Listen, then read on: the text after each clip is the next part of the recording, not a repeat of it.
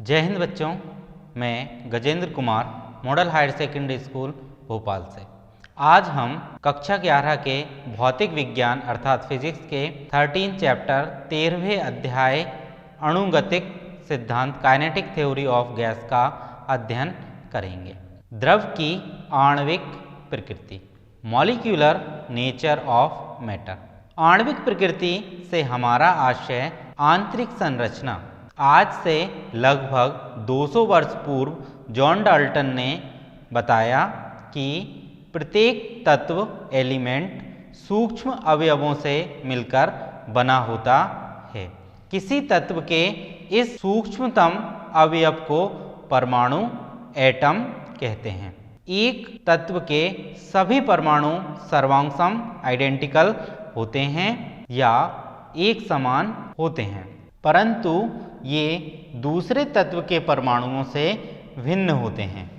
ये परमाणु एक दूसरे से संयोग करके अणु तथा यौगिक बनाते हैं। परमाणु का साइज 1 एंगस्ट्रॉम अर्थात 10⁻⁻10 मीटर होता है।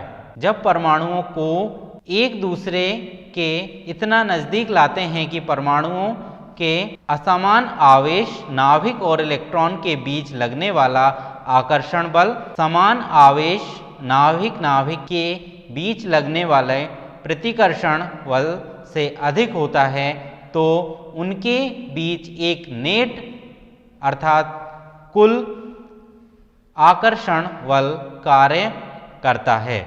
इस बल को अंतराण्विक इंटरमॉलिक्यूलर फोर्स कहते हैं। अंतराण्विक बल के कारण ही किसी तत्व के सभी परमाणु आपस में बंधे होते हैं। जैसे जैसे परमाणुओं के बीच की दूरी कम होती जाती है, नेट आकर्षण बल का मान बढ़ने लगता है।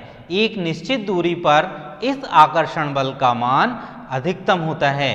परमाणुओं के बीच की इस न्यूनतम दूरी से कम दूरी पर आकर्षण बल कम होने लगता है तथा एक निश्चित दूरी पर आकर्षण बल का मान शून्य हो जाता है।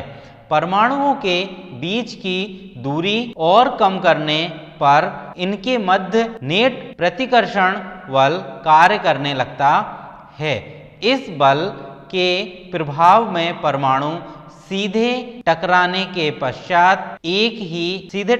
के पश्चात भी एक दूसरे में प्रवेश नहीं कर पाते, अपितु विपरीत दिशा में हट जाते हैं। गैसों में अंतराण्विक दूरी अत्यधिक होती है, अतः इनके बीच अंतराण्विक बल बहुत ही क्षीण अर्थात कम होता है, जिसके कारण गैसों के परमाणु अत्यधिक स्वतंत्र होते हैं। इसीलिए गैसों का ना तो कोई आयतन होता है और ना ही निश्चित आकार या आकृति। यदि गैसों को बंद करके ना रखा जाए तो वे विसरित डिफ्यूज अर्थात फैल जाती हैं। गैसों के अणु स्वतंत्र रूप से विचरण करते हैं। उनकी गति अनियमित होती है। गति के दौरान वह अन्य अणुओं से संघट्य करते हैं। उस औसत दूरी को जिसे कोई अणु बिना संघट्य किए चल सकता है, उसे माध्य मुक्त पद मीन फ्री पाथ कहते हैं। गैसों का अणुगतिक सिद्धांत काइनेटिक थ्योरी ऑफ गैस।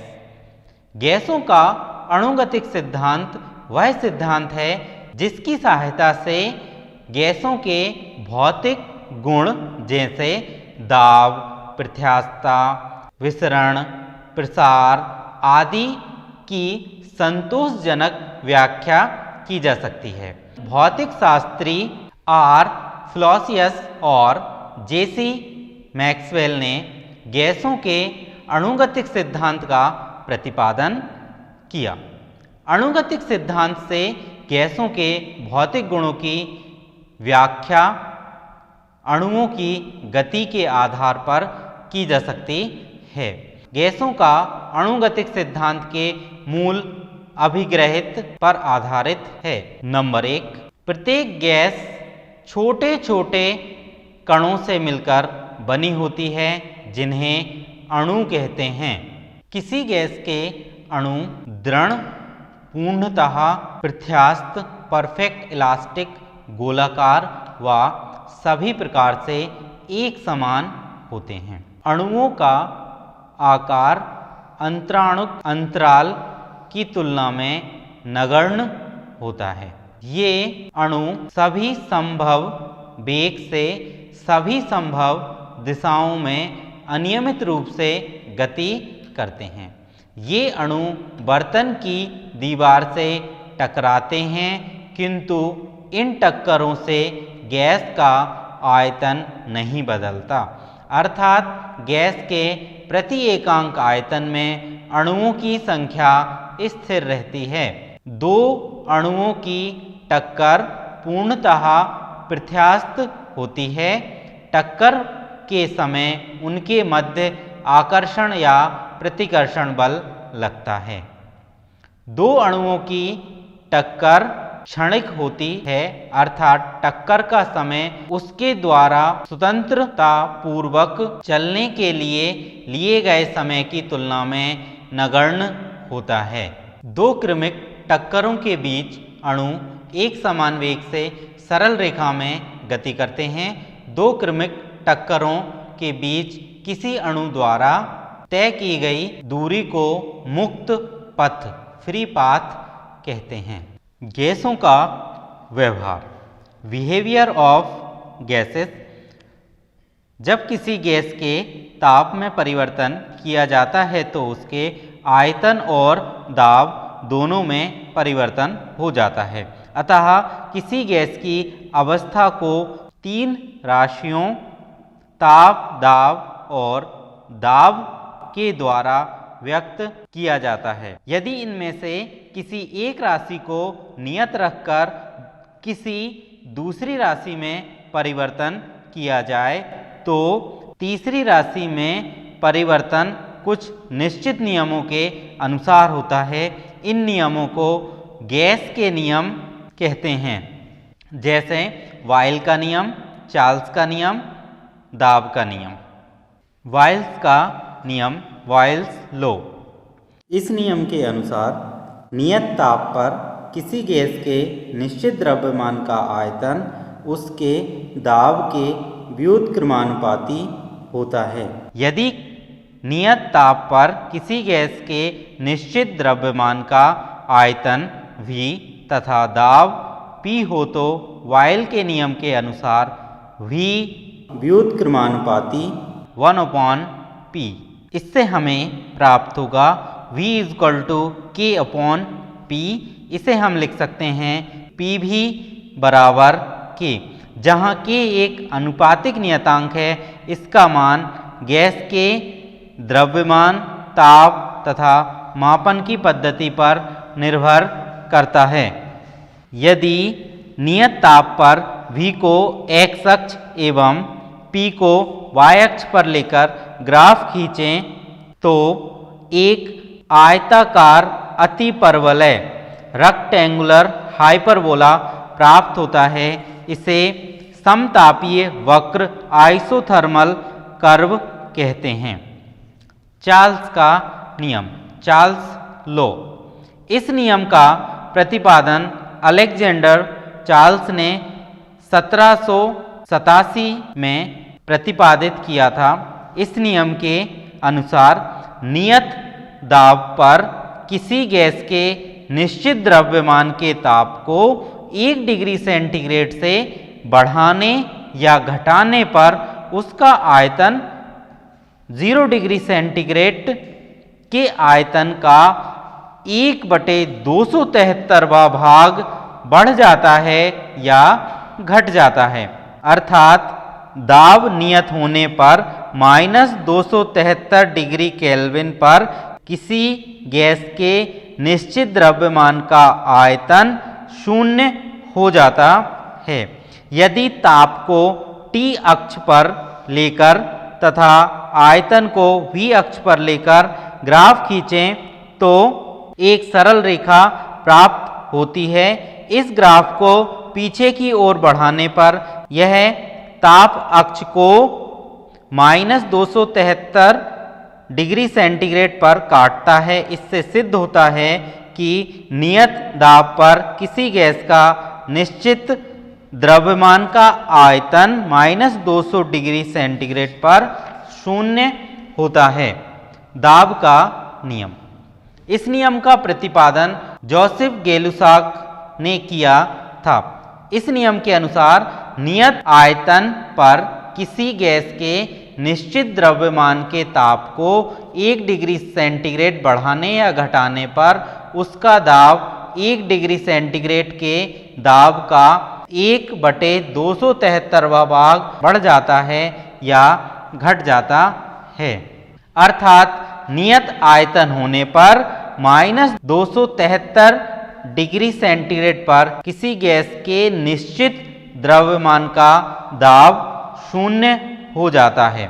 यदि नियत आयतन पर किसी गैस के निश्चित द्रव्यमान के ताप T को x अक्ष पर लेकर तथा दाब P को y अक्ष पर लेकर ग्राफ खींचें तो एक सरल रेखा प्राप्त होगी। यदि इस ग्राफ को पीछे की ओर बढ़ाएं तो यह ताप अक्ष को -273 डिग्री सेंटीग्रेड पर काटता है। इससे सिद्ध होता है कि -273 डिग्री सेंटीग्रेड पर किसी गैस के निश्चित द्रव्यमान का दाब शून्य हो जाता है यदि आयतन नियत हो। गैसों के अणुगतिक सिद्धांत काइनेटिक थ्योरी ऑफ गैस के अनुसार -273 डिग्री सेंटीग्रेड पर गैसों के सभी अणु गतिहीन हो जाते हैं। अतः इस प्रकार किसी गैस का न्यूनतम ताप -273 डिग्री हो सकता है। गैसों के लिए इस ताप से न्यूनतम ताप की कल्पना नहीं की जा सकती। इस ताप को परम शून्य ताप एब्सोल्यूट जीरो टेम्परेचर कहते हैं। आदर्श गैस समीकरण आइडियल गैस इक्वेशन। किसी गैस के निश्चित द्रव्यमान के ताप, दाब और आयतन में संबंध दर्शाने वाले समीकरण को आदर्श गैस समीकरण कहते हैं।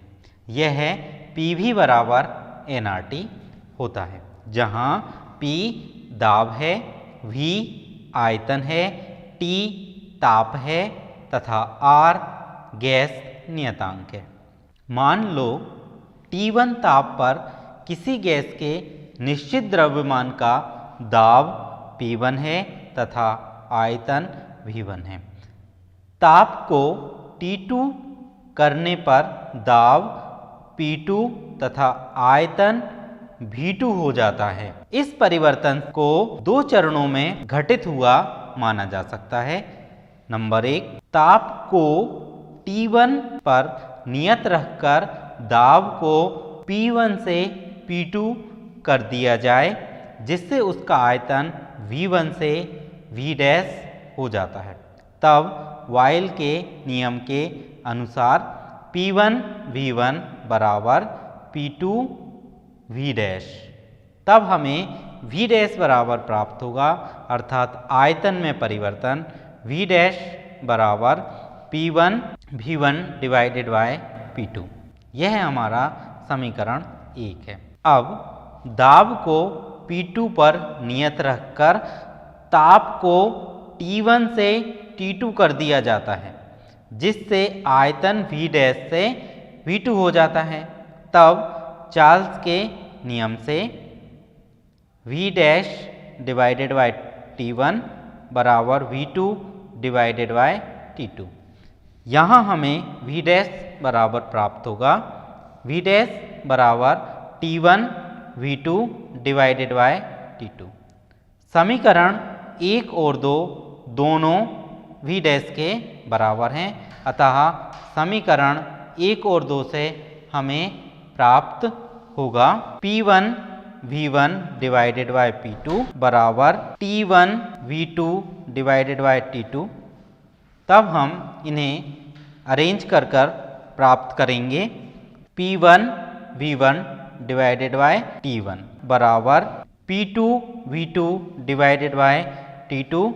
तब हमें प्राप्त होगा कि PV डिवाइडेड बाय T एक नियतांक है, अर्थात पहले जिन क्वांटिटी में परिवर्तन किया था और उनसे जो हमें क्वांटिटियाँ मिली वो आपस में बराबर हैं, अतः PV डिवाइडेड बाय T एक नियतांक है। इस नियतांक को गैस नियतांक कहते हैं, जो आदर्श गैस की प्रकृति तथा गैसों के द्रव्यमान पर निर्भर करता है। स्वतंत्रता की कोटि, डिग्रीज ऑफ फ्रीडम, किसी अणु के लिए संभव गति की स्वतंत्र विधाओं की संख्या को स्वतंत्रता की कोटि कहते हैं।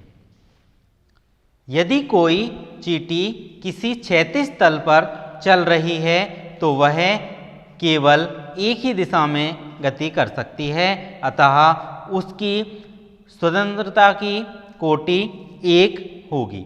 अब यदि वह समतल पर माना XY पर गति कर रही है तो उसकी स्वतंत्रता की कोटि दो चरों X के अनुदिश और Y के अनुदिश अवस्था का वर्णन होगा। अतः इस स्थिति में स्वतंत्रता की कोटि दो होगी। यदि कोई पक्षी आकाश में उड़ रहा है, उसकी अवस्था का वर्णन करने के लिए तीन स्वतंत्र चर X, Y, Z की आवश्यकता होगी। अतः इस स्थिति में स्वतंत्रता की कोटि तीन होगी। एक परमाणुवीय गैस जैसे हीलियम, आर्गन, नियोन, क्रिप्टॉन आदि के अणुओं में केवल एक परमाणु होता है, अतः आकाश में किसी भी दिशा में स्थानांतरित गति कर सकते हैं, जिससे तीन परस्पर लंबवत अक्षों के अनुदिश विघटित किया जा सकता है। इस प्रकार एक परमाणुवीय गैस का अणु तीन स्वतंत्र दिशाओं में गति कर सकता है, अतः स्वतंत्रता की कोटि तीन होती है। द्विपरमाणुवीय गैस जैसे hydrogen, nitrogen, oxygen, chlorine, carbon monoxide आदि के अणुओं में दो परमाणु डंबल्स की भांति आपस में जुड़े होते हैं। ऐसे अणु आकाश में स्थानांतरित गति के अतिरिक्त घूर्णन गति भी कर सकते हैं, किंतु दोनों परमाणुओं को मिलाने वाली अक्ष के परता जड़त्वाघूर्ण शून्य होने के कारण घूर्णन गतिज ऊर्जा शून्य होती है, अतः इनमें केवल दो घूर्णन गतियां हो सकती हैं। इस प्रकार द्विपरमाणुवीय अणु की स्वतंत्रता की कोटि 5 होती है। त्रिपरमाणुवीय या बहुपरमाणुवीय अणु जैसे H2O, H2O, C2O आदि तीनों अक्षों के अनुदिश स्थानांतरित गति तथा घूर्णन गति दोनों गतियां कर सकते हैं, अतः इनकी स्वतंत्रता की कोटि 6 होती है। ऊर्जा समविभाजन का नियम, इस नियम का प्रतिपादन मैक्सवेल ने किया था, अतः इसे मैक्सवेल का ऊर्जा समविभाजन का नियम भी कहते हैं। इस नियम के अनुसार तापीय साम्य की स्थिति में किसी ऊष्मागतिक निकाय की कुल ऊर्जा समस्त स्वतंत्रता की कोटियों के समान रूप में विभाजित होती है और प्रत्येक स्वतंत्रता की कोटि में औसत ऊर्जा 1/2 kBT होती है, जहां K बोल्ट्जमैन कांस्टेंट तथा T परमताप है। इस प्रकार परमताप T पर किसी अणु की स्वतंत्रता की कोटि उस अणु की औसत ऊर्जा E बराबर 1/2 F kBT, जहां F स्वतंत्रता की कोटि है, अतः ऊर्जा समविभाजन नियम के आधार पर हम किसी अणु की ऊर्जा ज्ञात कर सकते हैं यदि हमें उसकी स्वतंत्रता की कोटि अर्थात F की वैल्यू या F का मान हमें पता हो। एक परमाणु गैस की स्वतंत्रता की कोटि 3 होती है, अतः ऊर्जा संविभाजन नियम से उसकी ऊर्जा हमें प्राप्त होगी 3/2 kVT। यदि एवोगैड्रो संख्या Na हो तो गैस के 1 मोल Na परमाणु होंगे, अतः एक परमाणु गैस के 1 मोल की कुल ऊर्जा U बराबर Na इंटू 3/2 kVT। हम जानते हैं Na kV बराबर R अर्थात सार्वत्रिक गैस नियतांक, तब हमें U बराबर प्राप्त होगा 3/2 RT। यह एक परमाणुवीय गैस की ऊष्मा है। इसी प्रकार हम द्विपरमाणुवीय गैस एवं 3 परमाणुवीय गैस या बहुपरमाणुवीय गैस की ऊर्जा निकाल सकते हैं और ऊर्जाओं में अनुपात निकाल सकते हैं। इसका आप अभ्यास करेंगे। इसके आगे हम अगले लेक्चर में पढ़ेंगे। धन्यवाद।